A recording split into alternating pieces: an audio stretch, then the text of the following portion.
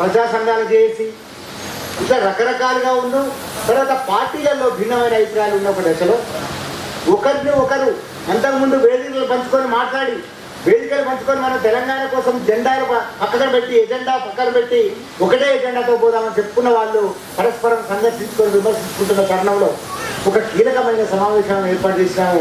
Telangana journalist forum ఐక్యతా సాధనలో ఏకైక సంస్థ పనిచేసింది. అది కేసీఆర్ నుంచి మొదలుకొని కేసీఆర్ గద్దర్ అలాయ్ బలాయ్ తీసుకున్న వేదిక. ఈ వేదికను కూడా ఏర్పాటు చేసింది తెలంగాణ జర్నలిస్ట్ ఫోరమే.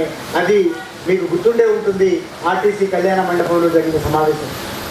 ఆర్టీసీ కళ్యాణ మండపంలో జరిగిన సమావేశానికి ముందు హైదరాబాద్లో 144 సెక్షన్ అనేది ఏడాదిల పాటు చరిత్ర పాటు కొనసాగుతున్నది. ఎవరిని అనుమతించడం లేదు. ఏ తెలంగాణ సంస్థలు కూడా బయటికి వెళ్ళనీయడం లేదు. ఒక ఊరేగింపు తీయడం లేదు. అట్లాంటి ఒక స్థితిని బద్దలు కొడుతూ, అట్లాంటి ఒక స్థితిని ధిక్కరిస్తూ 4000 మంది జర్నలిస్టులు హైదరాబాద్కి వచ్చి చలో హైదరాబాద్ కలం కబాతని పెట్టి అమరవీరుల స్థూపం నుంచి ఒక హైదరాబాద్ ఎన్నడూ చరిత్రలో చూడని విధంగా ఆ నారాయణగూడ బ్రిడ్జి నిండా నిండి ఒక ఊరేగింపులాగా, ఒక ఉత్సవంలాగా ఒక సమావేశాన్ని నిర్వహించింది. అది మీ అందరి వల్ల సాధ్యమైంది. ఇది జర్నలిస్టు ఉద్యమంలో ఒక జీవితంగా పెట్టుకోవచ్చు. ఆ ఉద్యమాన్ని మనం అట్లా నిలబెట్టగలిగింది.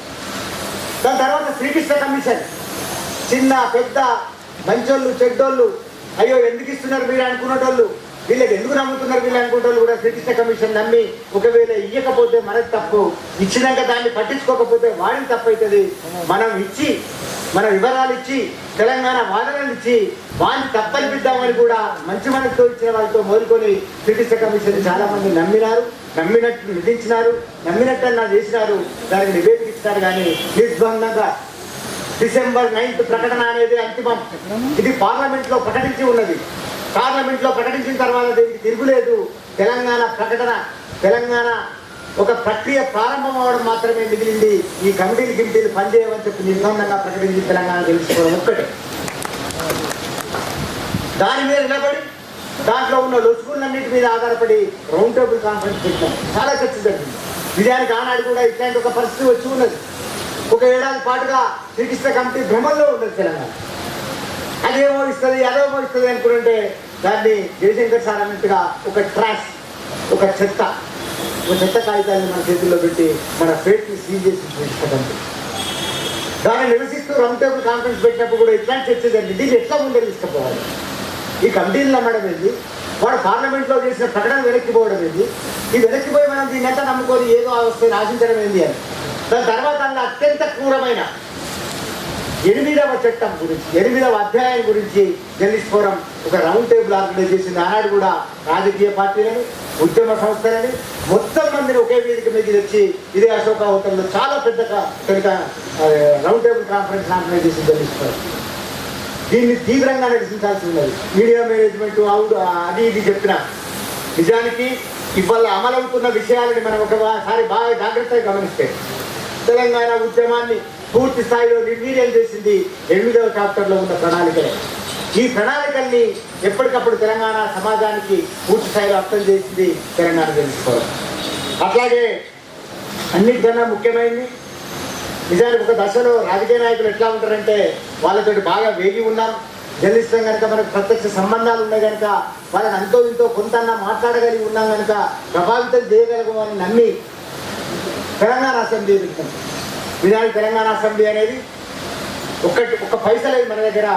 కానీ చాలా ఊరికే అట్లా ఆలోచన వచ్చి నిజమే ఎందుకు ఆర్గనైజ్ చేయకూడదు, తెలంగాణ గురించి మాట్లాడితే అసెంబ్లీ నుంచి వెళ్ళగొడుతున్నారు, ప్రతి పార్టీ వాళ్ళని బయటకు గెంటేస్తున్నారు, టీఆర్ఎస్ పెడితే బయటకు గెంటేస్తున్నారు. ఇట్లాంటప్పుడు మనమే ఒక తెలంగాణ అసెంబ్లీ గెంటేసిన వాళ్ళని మిగతా వాళ్ళని కూడా బయటికి రప్పించి ఎవరైతే సభలో ఉన్నారో వాళ్ళ కాంగ్రెస్ వాళ్ళని బయటికి రప్పించి ఒక అసెంబ్లీ ఏర్పాటు చేద్దాం, దాని తెలంగాణ అసెంబ్లీ. ఈ ఆలోచనలో చాలా పెద్ద ఎత్తున చేద్దామండి.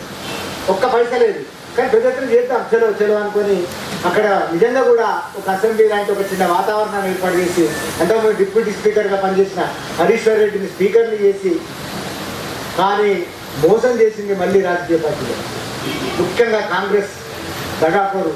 అంటే మొత్తం జీవితాంతం తెలంగాణ జీవితాంతమే కాంగ్రెస్ అనేది ఒక దగాకోరు పార్టీ, నమ్మరాని పార్టీ, పూర్తి మోసం చేసిన పార్టీ. తెలంగాణ అసెంబ్లీ విషయంలో అదే జరిగింది. మొదలేమో వస్తామని ఒప్పుకున్నారు, తర్వాత అసలు తప్పించుకున్నారు ఎట్లా అంటే మమ్మల్ని ఎవరు అడిగిరని ఒకడంటాడు, అసలు మమ్మల్ని పిలిచిరని ఒకడంటాడు. మేము మాట్లాడింది కనీసం 15 మందితో బాధ్యులతో. ఎవరైతే బాధ్యులు ఉన్నారో తెలంగాణ కాంగ్రెస్లో ఎమ్మెల్యేలు ఆ బాధ్యులతో మాట్లాడినాం. కిరణ్ కుమార్ రెడ్డికో లేకపోతే అప్పుడున్న ఎవరికో ఒకరికి లొంగి అసలు బయటికి కూడా రాలేదు వాళ్ళు. కానీ తెలుగుదేశం వాళ్ళు వచ్చినారు. ఈ తెలుగుదేశం వాళ్ళు మొత్తంగా వాళ్ళు, టీఆర్ఎస్ వాళ్ళు, మిగతా వాళ్ళు అందరూ మాట్లాడి ఆ సభను విజయవంతం చేసినాము. అదొకటి కీలకమైన అంశంగా మనం చెప్పుకోవాల్సింది. నిజానికి ఐక్యతా సదస్సులో ఇంకొకటి జరిగింది. ఇవాళ పోచారం శ్రీనివాసరెడ్డి తెలంగాణ ఎమ్మెల్యే అయి ఉండేవాడు కాదు. పోచారం శ్రీనివాసరెడ్డి అన్నాడు ఆ వేదిక మీద మాట్లాడిన మాటలకు ఇజ్జత్ అనిపించింది. మనోళ్ళు సభలో ఉన్న వాళ్ళందరూ ఏం సంగతి నీది అని అడిగినందుకు ఇజ్జత్ అనిపించిందట ఆయనకు. ఆనాడు రాజీనామా చేస్తారని నిర్ణయించుకొని రాజీనామా చేసిన కనుక తెలంగాణ ఎమ్మెల్యే అయింది. లేకపోతే తెలుగుదేశంలో ఉండేటోడు. చంద్రబాబు మాకు ముఖ్యమంత్రి అవుతాడు, మేము తెలంగాణ అంటాడు.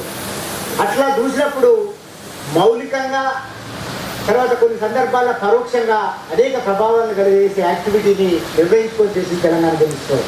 అన్నిటికన్నా ముఖ్యమైనది ఇక్కడ ఇట్లా ప్రభావాన్ని వేయడం లేదు.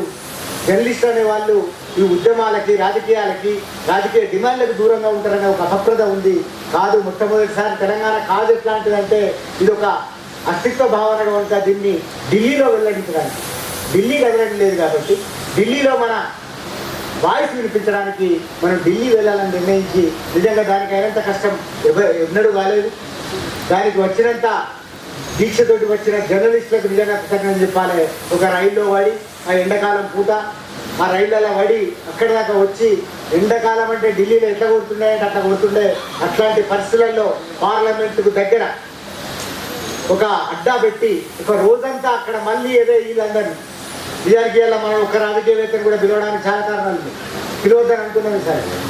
ఎందుకంటే వాళ్ళని అక్కడ మళ్ళీ మోసి వేదిక నిండా వాళ్ళు వస్తారు పోతారు.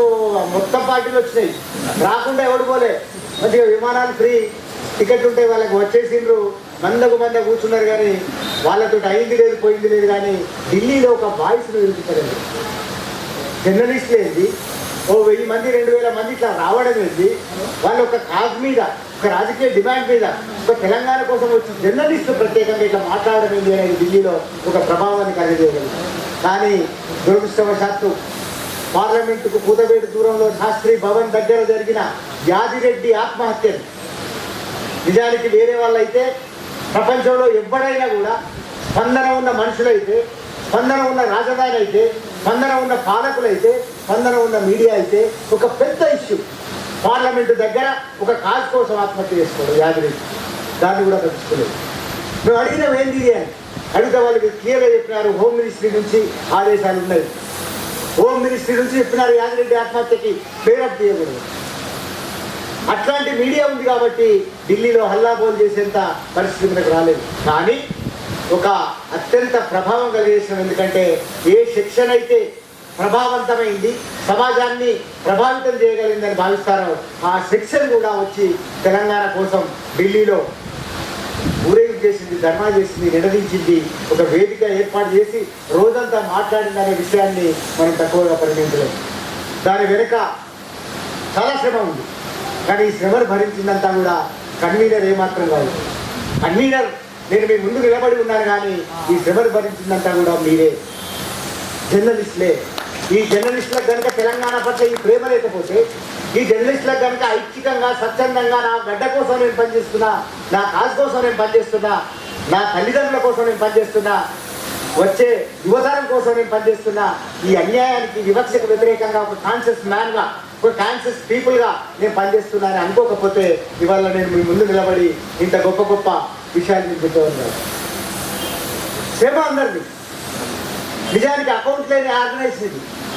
ఇప్పటికీ లేదు అకౌంట్. తర్వాత ఎవరైనా కన్వీ అదే ఆయన ట్రెజరర్ వస్తే ఆయనకు ఉండేది ఏముంటుంది కానీ పైసా ఉంటుంది, కానీ ఇంకోటి తెలుస్తుంది కావచ్చు. ఇప్పటి వరకు అకౌంట్ లేని ఆర్గనైజేషన్, కానీ లీగల్ మనీ వాడింది. మీకు తెలుసా, ఢిల్లీకి పోవడానికి మనం వాడింది 5 లక్షల చెక్కు, పార్లమెంటు చెక్కును వాడినాము. మనం ఎక్కడా కూడా ఈ విషయాలలో జాగ్రత్తగా ఈ విషయాలని 10-15 మంది కలిసి ఆర్గనైజ్ చేస్తాం. మనీ మ్యాటర్ వచ్చేసరికి ఇప్పటికీ చెప్తున్నాము, చిల్లిపోయి ఎక్కడన్నా ఏమైనా జరిగినాయో మనం చెప్పలేము. ఇంత పెద్ద ఆర్గనైజేషన్ అంటే ఇంతమంది ఆర్గనైజేషన్ కాబట్టి. కానీ కాన్షియస్లీ మనీ మ్యాటర్స్లో 10-15 మంది తెలియకుండా ఏ విషయం జరగలేదు. ఒక్కరు విడిగా ఆర్గనైజ్ చేయొద్దని అనుకున్నాను. మనీ ఆర్గనైజేషన్ 5 లక్షల చెక్కు మన దగ్గర మనం దానికి వాడింది, ఆ మొత్తం దానికి వాడింది పార్లమెంట్ చెక్. పార్లమెంటు ఒక తెలంగాణ ఎంపీకి ఇచ్చిన చెక్కు. కనుక మిత్రులారా, ఈ విషయాలన్నిటితో పాటుగా అనుసంధానకర్తలుగా తెలంగాణ ఉద్యమాన్ని ఒక సందిగ్ధంలోనో, ఒక స్తబ్దులోనో, ఒక సంక్లిష్ట పరిస్థితిలోనో, లేకపోతే ఒక మీమాంసలోనో ఉన్నప్పుడు ముందుకు నెట్టడానికి ఒక చోదక శక్తిగా, ఒక ప్రేరక శక్తిగా పనిచేయాలని భావించడం మనం అట్లాగే పనిచేస్తాం. స్వయంగా మనం ఉద్యమకారులం కాదు. ఎందుకంటే మనం ఉద్యమకారులను మించి పనిచేసినాం, కానీ మనం ఉద్యమకారులం కాబో. నిజంగానే ఉద్యమం గురించి ఇవాళ పిలిపివ్వాలంటే అన్నిటికంటే మర్చిపోయాను. మిలియన్ మార్చ్ మనం లేకుండా జరిగేది కాదు. It's a fact. మిలియన్ మార్చి ఏడాది ఉత్సవం కూడా మనం లేకుండా జరిగేది కాదు. మిలియన్ మార్చ్ అనేది సరే రకరకాల స్టోరీలు ఉన్నాయి, రకరకాల, కానీ మొట్టమొదలు బారికేళ్లను బద్దలు కొట్టింది జర్నలిస్టులు. బారికేళ్ళు ఒకవేళ జర్నలిస్ట్ లేకపోతే బద్దలయ్యేది కాదు. తెలుసు చాలా మందికి విషయం. రాజమార్గంలో ఎస్పీలు, ఏసీపీలు, డీసీపీలు రకరకాల మంది ఇట్లా మోహరించి ఉండగా మొట్టమొదటి బారికేడ్ని బద్దలు కొట్టి రాజమార్గంలో ట్యాంక్ బండ్ మీద ప్రవేశించింది. ఇట్లా చూసుకున్నప్పుడు నిజానికి మనం ఒక ఉద్యమ సంస్థగా ఉద్యమకారులకు కాదు, కానీ ఉద్యమకారులకు మించిన పనులు చేసినాం. ఎందుకంటే అది మీ సాహసానికి సంబంధించిన, మీ చైతన్యానికి సంబంధించిన విషయం. మీరు సాహసంగా ఉండరు కాబట్టి ఇట్లా సాధ్యమైంది. కనుక మిత్రులారా,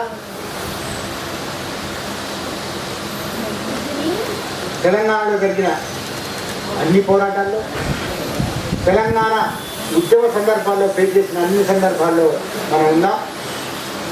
కొన్ని సందర్భాల్లో పరోక్షంగా ఉన్నాం, కొన్ని సందర్భాల్లో ఒక ప్రభావం కలగజేయడానికి మాట్లాడినాం, కొన్ని సందర్భాల్లో ఇది ఇట్లా కాదు అని చెప్పగలిగినాం, క్రిటికల్గా ఉండగలిగినాం, కొన్ని సందర్భాల్లో శక్తులను అనుసంధానం చేయడానికి, ఐక్యం చేయడానికి ప్రయత్నం చేసినాం. కానీ ఇవాళ ఒక క్రిటికల్ జంక్షన్లో తెలంగాణ ఉద్యమం. పొద్దున సెషన్లో కొన్ని కీలకమైన ఇష్యూస్ని భక్తులు లేవబెట్టినారు. దానిలో ముఖ్యమైనది ఏమిటంటే తెలంగాణ కష్టం అనే మాట. తెలంగాణ కష్టమా? నమ్ముతున్నాము మనం? నమ్మి నానబోస్తే పుచ్చి గుర్రలేనే. నిజంగానే నమ్ముతున్నామా? నిజంగానే నమ్మకం ఉందా? తెలంగాణ అట్లా వస్తుందా? సంతోషమే, కానీ అట్లా వచ్చిన తెలంగాణ ఎట్లుంటుంది అనేది కూడా ఒక ప్రశ్న.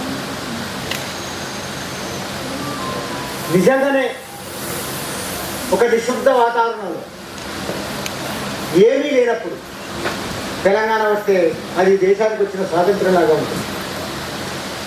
ఈ దేశానికి స్వాతంత్రం వచ్చింది, ఈ దేశ ప్రజలకు స్వాతంత్రం కావాలి. ఒకవేళ తెలంగాణ నిశ్శబ్దంగా వస్తే, అర్ధరాత్రి ఒప్పందాల్లో వస్తే, ఢిల్లీలో జరిగిన కాగితాల మీద ఒప్పందాల మీద వస్తే తెలంగాణకి ఏమీ రాదు, తెలంగాణ ప్రజలకు ఏమీ రాదు. కోల్పోతాం మనం. ఇన్నాళ్ళు చేసిన ఒక ఉద్యమం, ఇన్నాళ్ళు తమ నెత్తురోడి, తమ సాహసవంతమైన ఉద్యమ జీవితం ద్వారా ఎంతమంది చేసిన కృషి ఉందో ఆ కృషి అంతా కూడా కనీసమైన గుర్తింపు లేదు కాబట్టి